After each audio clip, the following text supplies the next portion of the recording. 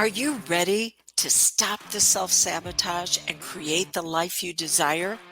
Well, in order for that to happen, you need to break free from the bad beliefs that are holding your success hostage. You need to optimize the stress by turning it into extra energy for success. And those hurtful habits? Well, we need to give that pain a purpose for progress. Welcome to Stop the Self-Sabotage and Create the Life You Desire podcast. What do you think would happen if you fell and hurt your shoulder and went to a specialist for assistance, and instead of focusing on the injury, the shoulder that's hurt, instead they said things like, well, you're immobilizing it too much and you're taking too many pain meds and you're overcompensating in other areas of your body? It would be like, well, yeah, I know I'm doing all of that. That's the reason why I'm here. Can we look at the injury and what's causing me to do all of that? See, it's the same way when we engage in self-sabotaging behaviors. Self-sabotage is simply a system.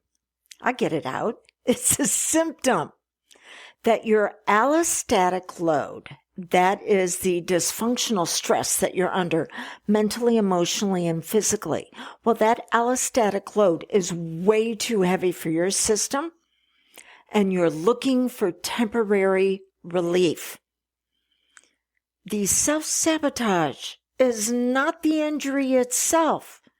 Instead, it is a protective, maladapting identity that is trying to cover up for the injury to guard against getting hurt again. Okay, I'm going to say that again. Self-sabotage is the protective maladapting to try to keep from getting hurt again. So what do we need to do? If that's just a symptom, we need to get to the cause. So you have an injury, and if the injury is not addressed in a healthy way, then you're going to have protective maladapting. The maladapting is what creates an allostatic load that is too heavy. And then you look for relief through self-sabotage. But that only reinforces the original injury because you're not getting what it is that you need in order to be your healthiest. So, what is protective maladapting? And then I'm going to give you a real-world example of my neighbor bringing a lawsuit against me, trying to steal part of my backyard, and how I went in to dysfunctional maladapting. Okay, so protective maladapting shows up as overperformance, overfunctioning, and overcompensating. Overperformance is abnormal patterns that exceed requirements. It's you trying to fill in the gap of what's missing. And then from there, you go into overfunctioning, which is extra roles just trying to keep your system stable. And then from there, overcompensating, where you will use an unrelated system, process, person, place, or thing to mask the injury. And why do we engage in maladapting? Because it gives us the temporary illusion of agency, of control. But it's only short term. Because then your system, it can't be held up in place very long. Your system becomes exhausted and winds up collapsing. And you're then identified and defined by your effort and your performance that cannot be sustained. Okay. So I said I'd give you an example. But in order to do that, I need to back up to this past spring because I know it's been a while since we've been together. This past spring, my puppy turned 2, Thor. And if you had been in my world for a while, you know he was my heart dog. He was just beginning his training to become a support animal, support dog. And he also had epilepsy. I thought we found the winning combination in order to beat it. And we had gone 71 or 72 days without a seizure. And then unfortunately, he dropped into a series of seizures. And even after spending 4 days in the emergency hospital and me bringing him home, it didn't correct it. And after I brought him home after 4 days, he dropped into another series of seizures. And I had to take him back and let him go. So, grief was intense. Grief has 2 primary components to it. This is a sidebar. It has 2 primary components to it that will actually help you move through it in a very healthy way when you allow them to partnership or move them to partnership for progress. One is protest, and the other is extreme situational sadness. So the protest is where you're going, this isn't right. This shouldn't have happened. I did everything I could. But you can't stay in protest too long, because if you do, it can move into uncontrollable rage. The protest has to be interrupted by extreme situational sadness. And this is where you mourn the loss of the future and the dreams that are going to be unfulfilled on that path. But you also can't stay there too long because that can turn into depression. So that will get interrupted by this is not right, and you protest, and you continue to work back and forth until your system begins to stabilize and say, I know it wasn't right. And I know that I'm mourning the future that I'm not going to have. But there are other ways, there are other opportunities that I can move forward into progress. And so that's where I was midsummer whenever I decided that I wanted to get another pup. And I picked a breed that you may not have heard of before. It's known as Eurasier. They're rare, about 9,000 of them in the world, and here in the United States, anywhere between 1,000 and 1,500. But it checked off all the boxes. My boy that I'm going to be getting checked off all the boxes of what I desired. And so I'm like, yes, this is how I want to move forward. Now, I've been in my home a year and a half. It was part of a divorce settlement where I actually had to buy it from my ex. I bought myself out of my marriage. But that's a story for another time. And so there was no survey done when I took ownership of the house a year and a half ago. And I decided that since I was getting a new pup, I wanted a new fence. The fence on one side that it supposedly belongs to my neighbor is falling down, nails are showing. It's an absolute joke. And I'm like, okay, I want to put up a new fence, but I want to make sure I'm doing it right. So I got a survey. And that's whenever I discovered that up to 25 feet of my yard is on the other side of my neighbor's fence. Her back lot line should only be 3 feet wide. And instead, it's 28 because 25 feet of it belongs to me. So I had a discussion with her, and I made it very clear that I wanted my property back. It was full of weeds on that side. The fence is falling down. The yard is not utilized. So I'm like, well, it's no brainer. She's not doing anything to steward it. So I want it back. And, 2 weeks later is when I got served with the lawsuit because she's claiming squatters' rights. Now, in the state where I live, it's known as adverse possession. You have to satisfy 5 requirements, and the courts will decide whether or not she's done that. But one of those requirements is just amazing to me. It's what's known as hostile possession. You knowingly are stealing the property. And I was just like, what? Oh my gosh. And so I went into an injury, a wound that had been created many, many years ago that said, I must pay the price for someone else's expense or for someone else's success at my expense.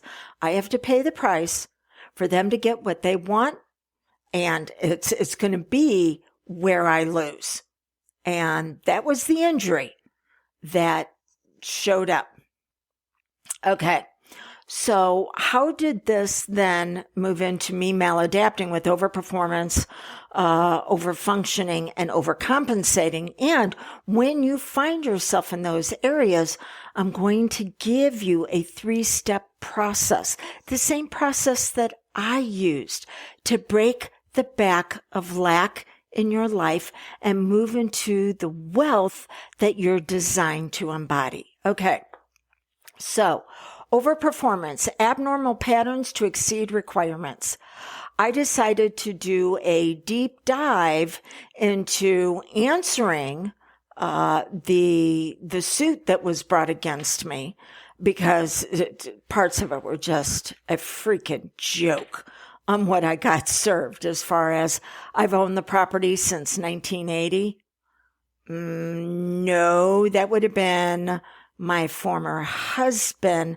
We didn't even get married until 1998, and my name was never on the deed. Okay, until after the divorce, and then I paid him for this property.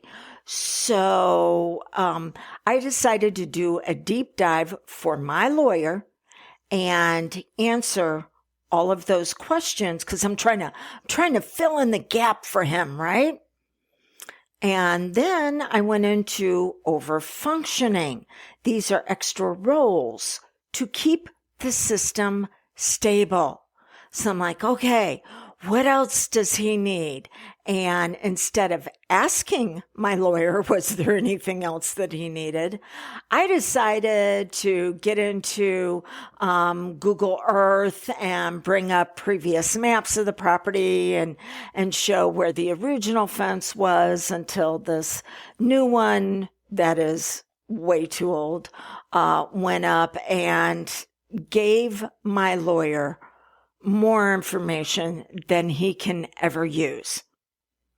And then overcompensate, using unrelated systems to mask the injury. Well, in the meantime, I'm going on a family vacation. And so I asked everybody, bring one activity that you would enjoy doing, but make sure that you research it. Make sure that you look at ticket prices and hours. Now, the other people that were coming along on vacation just wanted to go and chill and take things in the flow. But no, I was going to be regimented. And guess what? They all showed up without having any idea of what they wanted to do. And I was like, oh, no, this can't be. And then I was looking for relief through some self-sabotaging behaviors. And I did it by overspending on some things. Okay. And that gave me some temporary relief, but it just reinforced the injury because I am defined by my effort and my performance. Whew. So what did I have to do when I became aware? What was the 3-step process that I used? And so that way I wouldn't have to address the self-sabotaging actions that were just bringing temporary relief, that I could actually get into the injury and take care of it. Well, step 1, break agreement with the lie that caused the original wound by revealing the truth. So it was like, okay, when is one of the first times that I bought into this lie that someone else was going to achieve, but I was going to have to pay the price? And it was when I was 13 years old and my dad lost his temper and beat me to the point he broke bones. And I had to cover up for him at the hospital. And that began a cycle of seeking out people that would wind up reinforcing that original injury. Now, keep in mind, I did not seek out a neighbor that was going to do this. People are going to want to try to steal from you and your brilliance all the time, because it is so much easier for them to do that than to take accountability for their own actions and make it happen for themselves. And that's where step number 2 comes into play. But let's back up. We're still looking at step number 1. So I had to ask myself, that's the lie. What's the truth? Well, what's the opposite of paying the price? For me, it's receiving a gift. Okay. So let me start looking at all the gifts that I've received lately. And one of the first ones that came to mind was the puppy that I had picked. Exquisite Eurasiers are the breeders that I'm going with. And they have, I think it's 11 of these dogs, 2 females that they breed. But the one female who's had a litter a couple of years ago, they haven't bred her since because she's a support dog. And so for her to have a litter, they have to pull her out of the role that she's performing for one of the family members. But her personality type was exactly what I was looking for. So as a gift, they decided to go ahead and pull her temporarily out of her role as a support dog and breed her. What an amazing gift to give me. Yes, other people will benefit from it because of the personality traits that will be passed on from the mom and dad. But to give me the gift of, oh, Dawn, this is what you're looking for? Well, we're going to have a couple of other litters, and those would be okay, but this would actually be the very best. Okay, so that began my RAS, reticular activating system, to begin to seek out all the things that I did want to get into agreement with, all the blessings I have received, all the times people wanted to pour into me as just because they could. Okay, so break the agreement with the lie and instead revealed the truth. That's step 1. Step 2, boundaries and rules. Boundaries bless, rules restrict. This is when you need to say, okay, boundaries, well, they bless me because they're all about me. Rules restrict access to me. So what is something that I could do that is a boundary that would bless me? And so the beginning of September, I reached out to my neighbor, who I had not spoken to since she had served me with the lawsuit. And I already had to go to court once because she deemed me a threat to her fence that I was going to attack it. And I had to tell the judge, no, I'm not going to touch it until the courts decide who owns this land. Okay. So, boundaries bless. It's all about me. Who do I want to engage with? I want to engage with people that have a certain set of values, that we both have a desired outcome. So I reached out to my neighbor and I invited her to a women's conference coming up at my church. Said, take a look at it. If you're interested, I'll get your ticket. Now, she declined the offer and said, maybe we could do something else. And that's where I restrict the access to me. I said, if you ever decide that you want to go to church, I'd be happy to take you. Because you're not going to have access to me otherwise. So that's step number 2, boundaries.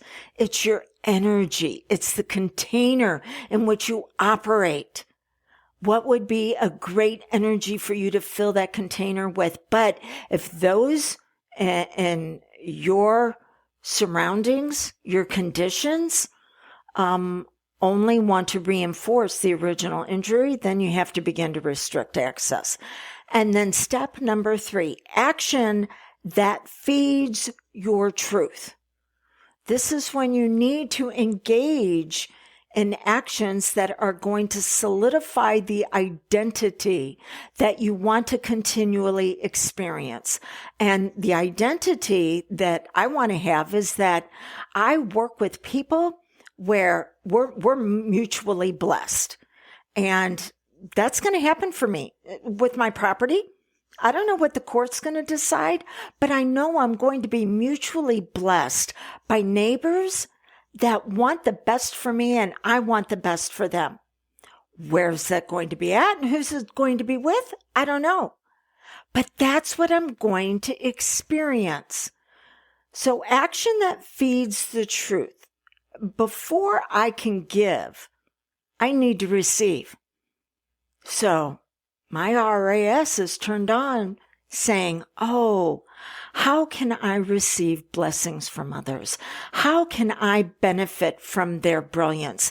Instead of overperforming, overfunctioning, and overcompensating, how can I let their light illuminate and impact and influence me in ways that we both move into progress? So that's what I'm receiving. And then I can give. That's one of the reasons why I'm here with you today, is because I want to give to you.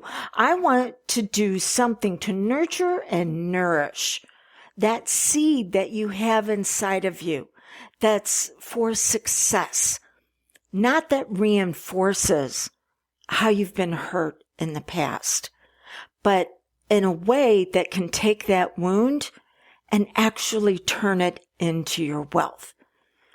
I don't know what self-sabotage systems or what self-sabotaging experiences that you're having.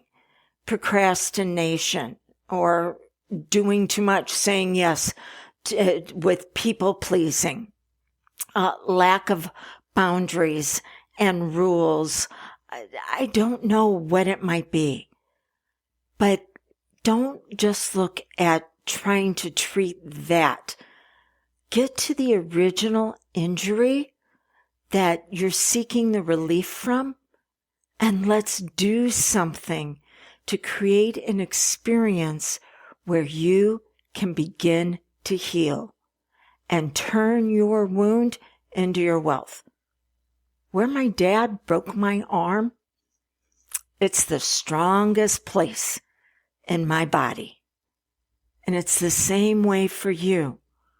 Where you were hurt, once it is healed correctly, it is going to be a source of your strength to empower your success. So until we get together again, blessings on your brilliance.